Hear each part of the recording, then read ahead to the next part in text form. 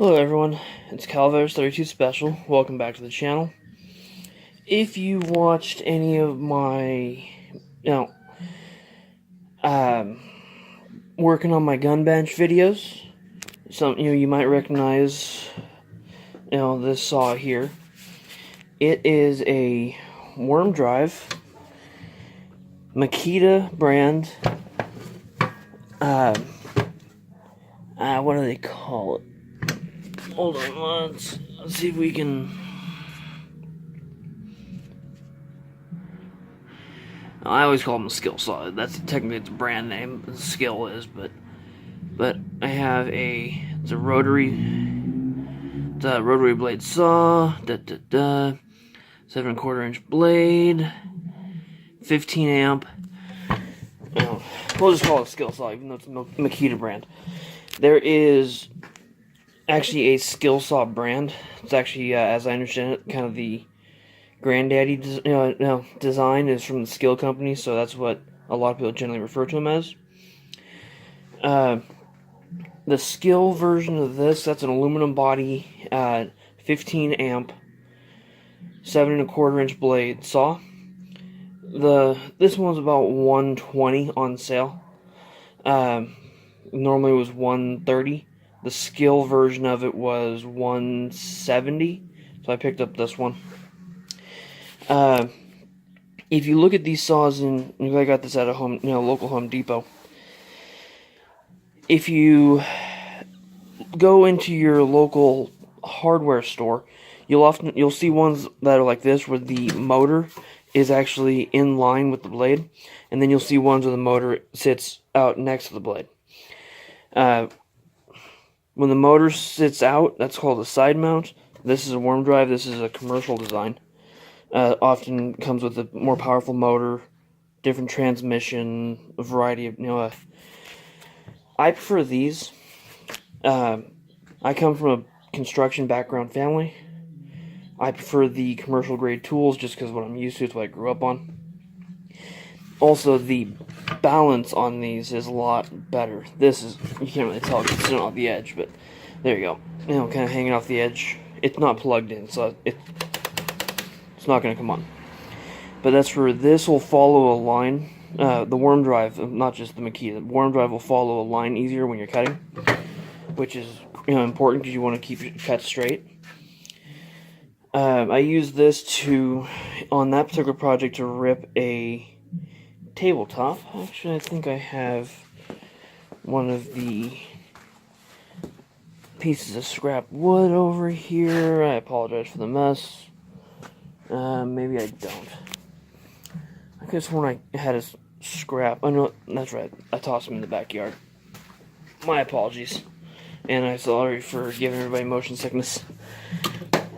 If you're going to be using a saw like this very often, I suggest upgrading to spending the extra for the worm drive as opposed to the side mount.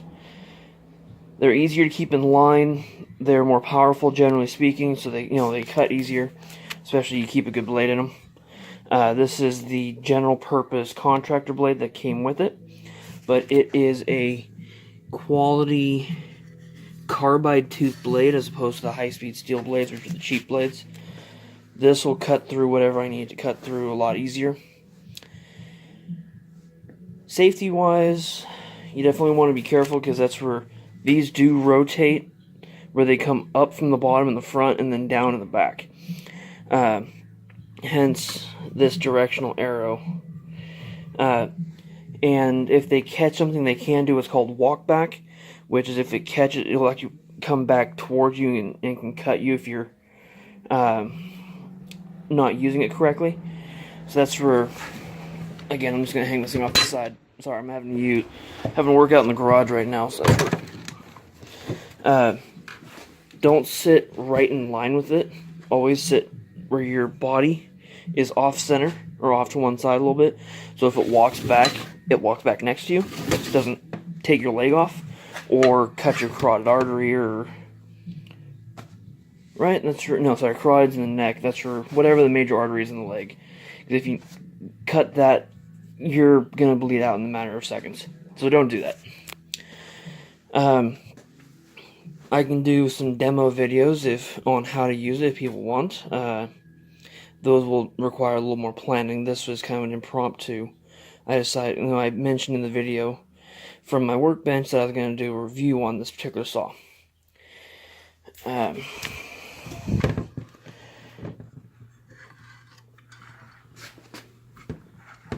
As we can see, that's a fairly nasty blade. You don't want that going through your leg. You can pop that. It's not tight because I wasn't using it. So otherwise you want to crank this down pretty tight so that this is what locks it into depth. You can pop that loose, and and that's what this gauge is here. Depending on how thick you need or how deep this cut is, how thick the board is going to be. 1/4 inch thick wood, 1/2 inch, 3/4, and so on, up to, with it all the way down like it is now, it's probably 2.5 inch thick.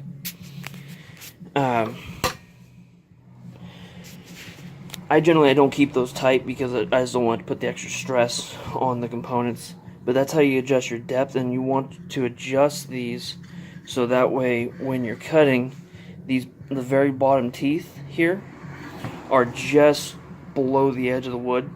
If it goes down too deep, that it increases your chances of it hitting something underneath that you didn't intend to, which can cause kickback.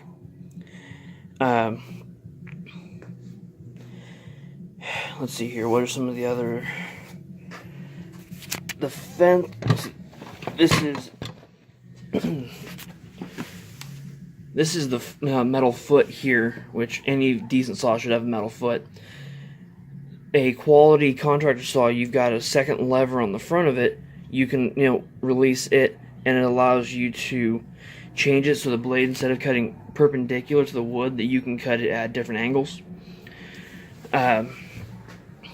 90% of cuts I've ever done, that blade's been 90 degrees to the wood, so that gives a perfectly straight cut. Certain applications, that's not what you want. These are fairly heavy, but I'm perfectly okay with that. And it's got a bunch of warning labels on it, covered in sawdust from cutting that board, cutting that tabletop, which had no nails in it or screws or any other metal. You gotta be careful about that. You don't want these. You do not want to cut in metal with these. And let's see here. Let me get this layer off of that. Yeah, so here's the. You saw it previously, but here's the tag on it that gives all the critical information. These are incredibly loud and will throw a lot of dust and chunks. Eye protection and ear protection are a must when wearing these. Be careful when you're cutting.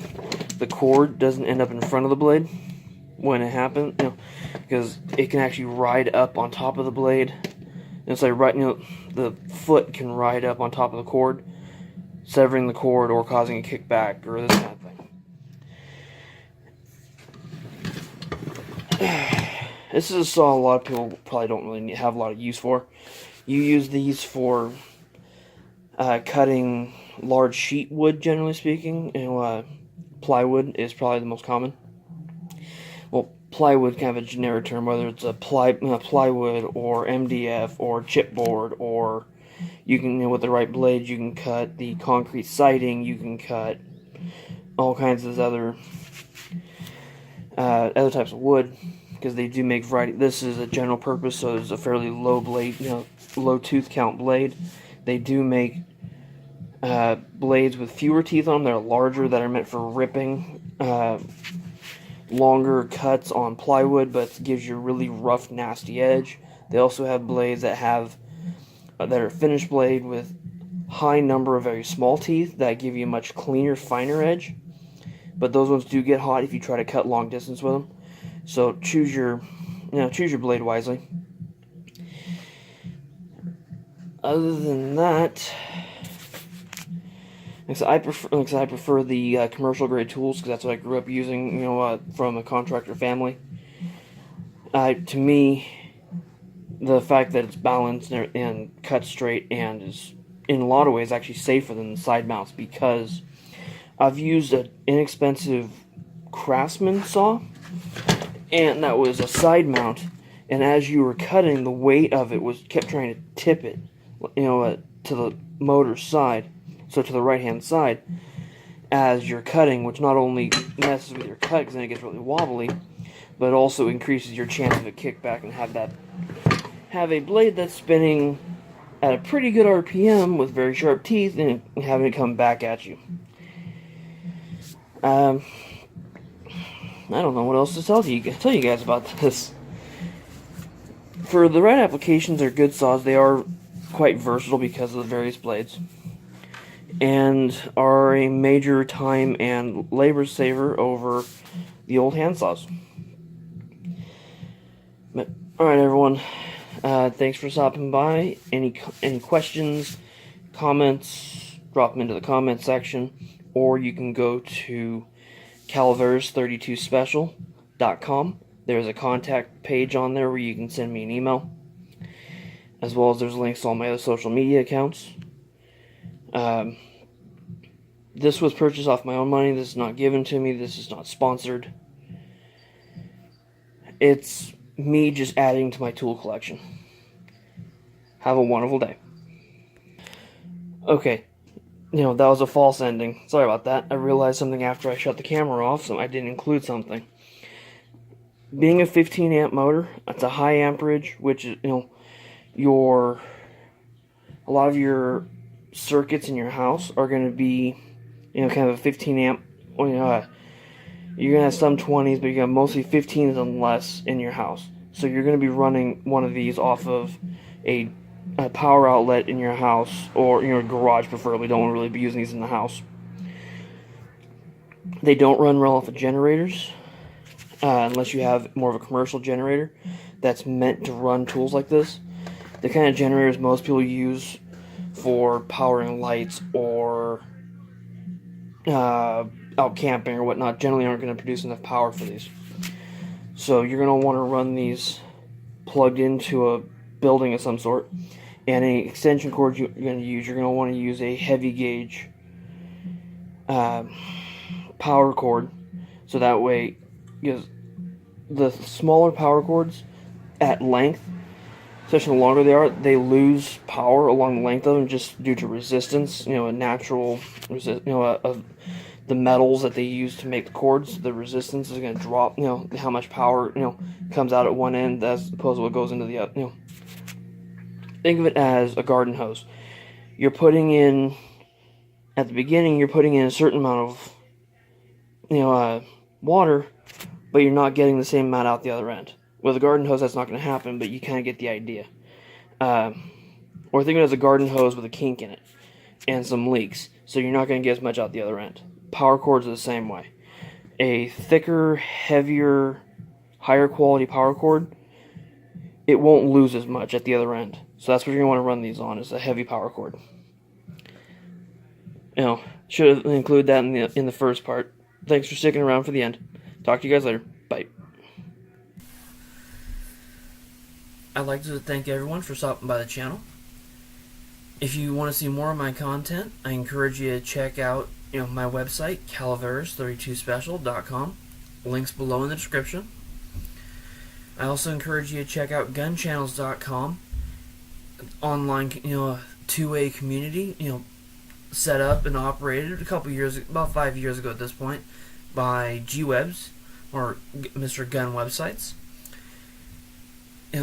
He is a avid activist for, our two-way rights, so that's where I encourage you to stop by there, as well as his website, gearwebsites.com, where where a lot of his financing comes from, to help him, fight for our rights.